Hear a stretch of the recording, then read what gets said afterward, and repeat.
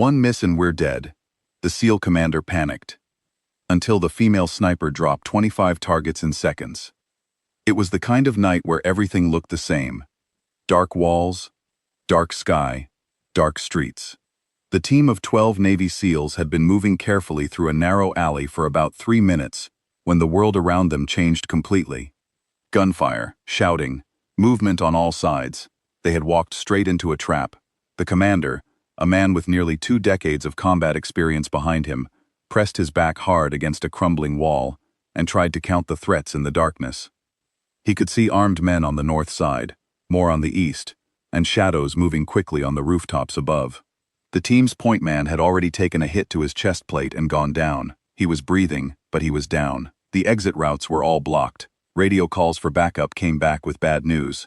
Reinforcements were 11 minutes away. 11 minutes is a very long time when people are shooting at you. The commander ran the numbers in his head, the way every soldier learns to do under pressure. He added up the threats, the angles, the cover available to his men, the ammunition they had left. Every calculation came out the same way. They were in serious trouble. Then a voice came through his earpiece. Quiet, relaxed. Almost too relaxed for the situation. "Commander, I have eyes on the targets. Just give me the order." The voice belonged to a female sniper attached to the operation as Overwatch support. She was positioned on a rooftop about 800 meters away, far enough that the enemy hadn't spotted her, close enough that she could see everything through her rifle scope. The commander paused.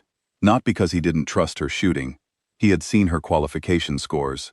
He knew she was talented, but what she was describing, engaging 25 armed targets in the dark, in close urban terrain, while his own men were scattered throughout the street below, that wasn't a normal sniper task.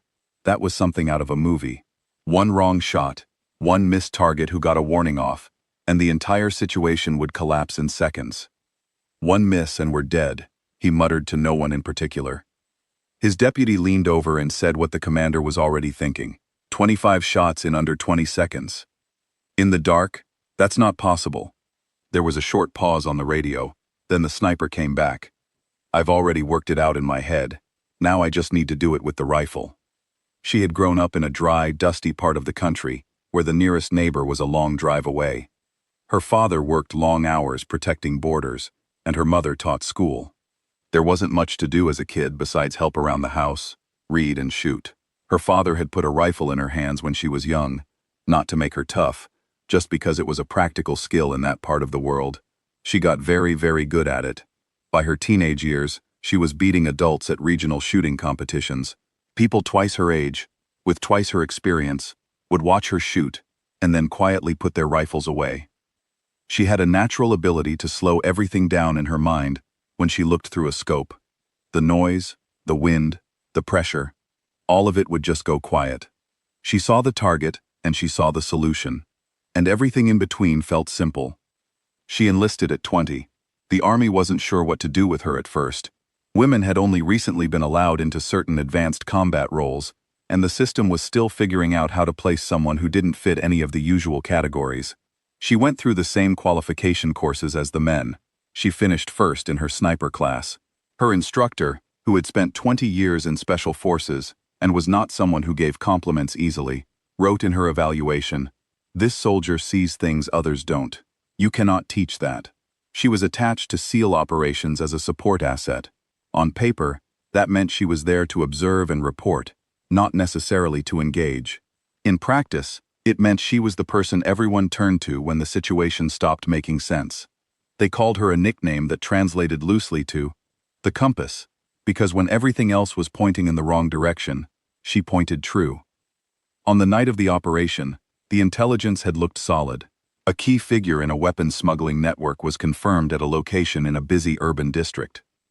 The team was sent in for a capture or eliminate mission. She was placed on Overwatch, eyes on, but not expected to engage. It was supposed to be clean and quick. It was 40 seconds old when it fell apart. A second armed group, one that nobody in intelligence had tracked, moved into the street from 4 directions, at the same moment the team was mid-entry.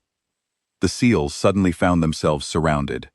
No clean angles, no obvious exit, no good options. From her rooftop, She had been watching through her scope from the moment the team entered the alley. The second the extra fighters appeared, she started working. Not shooting. Working. She identified each armed figure, noted their position, calculated how the wind was moving between the buildings, figured out which targets had partial cover and from which angle they could be reached. She built the entire firing plan in her mind before she ever touched her trigger. By the time she came on the radio, she had already done the hardest part. The commander looked at his men. 2 were pressed low behind a broken wall. 3 more had found cover behind an old vehicle. The rest were scattered in doorways and shadows, holding their positions, waiting for someone to tell them what to do next. 2 of the enemy fighters had started moving toward the team's position with obvious purpose. They had found something, a footprint, a sound, a shadow, and they were coming to check it out. The commander had maybe 30 seconds before those 2 men made visual contact with his team. He closed his eyes for about half a second. Then he opened them and spoke into the radio. Take the shot. What happened next was later reconstructed from camera footage on the team's equipment, the sniper's own account given in debrief, and the radio logs from that night. The entire engagement lasted 17 seconds. The first shot came before most of the team even realized she had started. One of the 2 men moving toward the group simply dropped. No warning, no build-up, no drama. One moment he was walking with purpose, the next he was down. She was already moving her scope before the sound of that first shot finished traveling across the rooftops. She worked through the targets in a sequence she had planned before the first trigger pull. Nearest threats first, then the ones with positions that could give them angles on the team, then the ones in partial cover who would need a more precise approach. She breathed between shots in a rhythm she had figured out long ago. Not too fast, not too slow. Fast enough to keep moving, slow enough to keep the picture clear. Down in the street, the team heard it happening, but couldn't fully understand it at first. They heard the soft, suppressed sound of her rifle firing, then they saw threats going down. One after another, in a pattern that felt almost organized, like someone was working through a list. At the 14th shot, one of the enemy fighters spotted the faint flash from her position and shouted a warning. She heard the translation through her earpiece. She didn't stop. She adjusted slightly for his position behind partial cover and kept going. Shot 15, shot 16, shot 17 through 21, dropping the fighters who were quickest to react. The last 4 targets had started running toward cover by the time she got to them. She didn't aim where they were. She aimed where they were going. Every round found its mark. At second 17, the street went quiet. 25 targets. 25 rounds. Not one missed. The commander stood there for a moment after he realized it was done. His men started moving immediately. They had been trained to take advantage of any window, and this was a wide open one. The team member who had taken the hit earlier was confirmed okay. Cracked ribs from the impact on his plate. Painful, but survivable. The target of the mission was found inside the building, and the operation was completed. She stayed at her position for 4 more minutes after the last shot, watching the street for any secondary threats. That's protocol. You don't move until you're sure the area is clear. When she finally reached the extraction vehicle, the first thing she said wasn't about what she'd done. It was about what she wanted to improve. The wind shifted on shots 22 and 23. I was off by a fraction. I want to go over that in the debrief. Her spotter looked at her for a long moment and didn't say anything. He wrote it down. The commander found her before the debrief closed. He walked up to her, and for a few seconds he didn't speak. That pause meant something coming from a man like him. Then he said 3 words. I was wrong. She nodded. That was it. No long speech, no back and forth. He said it, she accepted it, and they moved on. That's how it works when people are serious about what they do. The full story was kept classified for 2 years. When parts of it were cleared for official recognition, she received one of the highest combat honors the Army can give, the Distinguished Service Cross. The formal citation mentioned extraordinary marksmanship under fire and individual action that preserved the lives of the entire special operations element. She wasn't at the ceremony. She was already back in the field. In the years after, the engagement became a case study in advanced sniper training programs.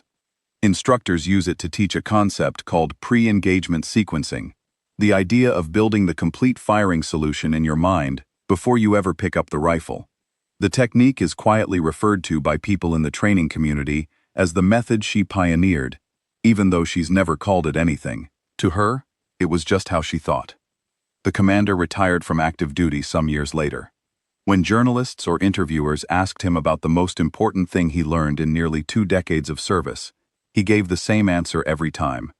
He didn't talk about strategy or leadership theory or lessons from famous battles. He talked about that night. "I almost let my assumptions get 12 people killed," he said in one interview. "The most capable operator I ever worked with was the one I'd spent the least time taking seriously. I think about that a lot." She left the military after 7 more years of service. She now works with an organization that helps veterans rebuild their lives after coming home.